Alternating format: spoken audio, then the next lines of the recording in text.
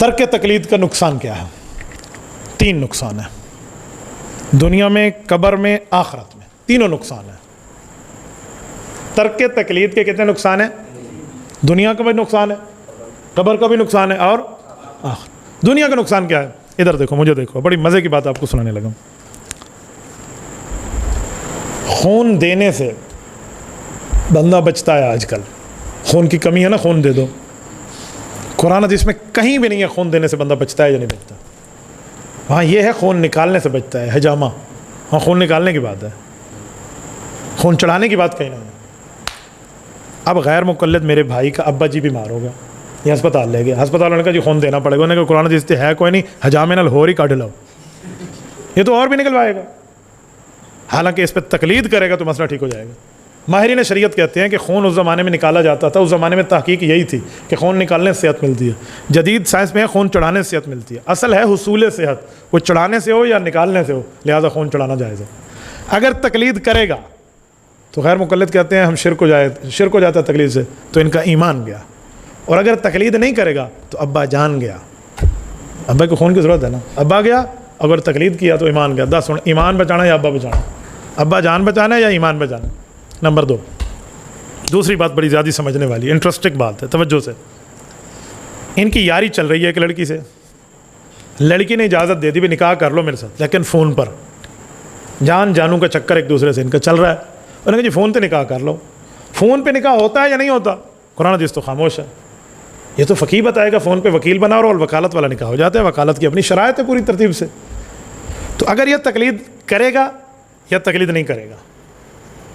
اگر یہ تقلید کرے گا وکالت والی، جیسے ماہرین شریعت کہتے ہیں، تو گویا اس کا ایمان گیا، اور اگر تقلید نہیں کرے گا تو اس کی جان گئی، جان جانو، ٹھیک ہے نا۔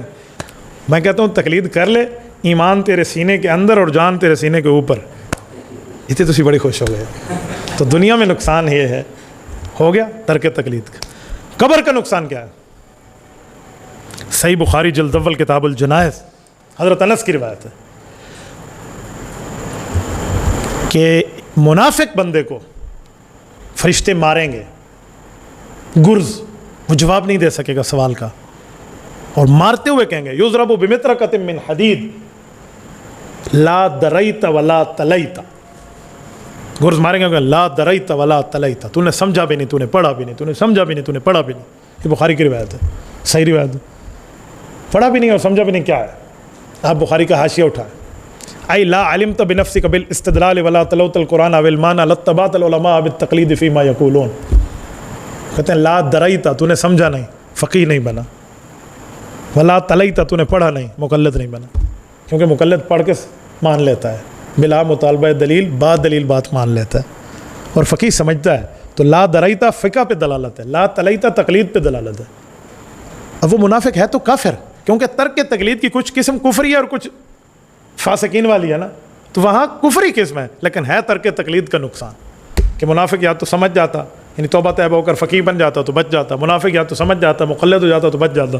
تو بخاری اور بخاری کا حاشیہ بتا رہا ہے قبر کا نقصان او آخرت کا نقصان۔ سورۃ ملک آیت نمبر 10، پہلا پارہ سورۃ ملک کا پہلا صفحہ۔ وقالوا لو كنا نسمع او نعقل ما كنا في اصحاب السعیر، جہنمی کہیں گے 2 کام کرتے تو جہنم نہ ہوتے، ما كنا في اصحاب السعیر، جہنم میں نہ ہوتے۔ کیا؟ لو كنا نسمع او نعقل، سن لیتے یا سمجھ لیتے۔ فقیہ ملت شاہ عبد العزیز محدث دہلوی رحمہ اللہ تفسیر عزیزی میں اس آیت کی شرح میں لکھتے ہیں کہ لو كنا نسمع تقلید پر محمول ہے، سن لیتے ہیں، نعقل اجتہاد پر محمول ہے کہ نہ ہم مجتہد تھے نہ ہم مقلد تھے، لہٰذا جہنمی بن گئے۔ تو ترک تقلید کا تیسرا نقصان جہنم ہے۔ تو اللہ تعالی ہم سب کو اس سے محفوظ رکھے۔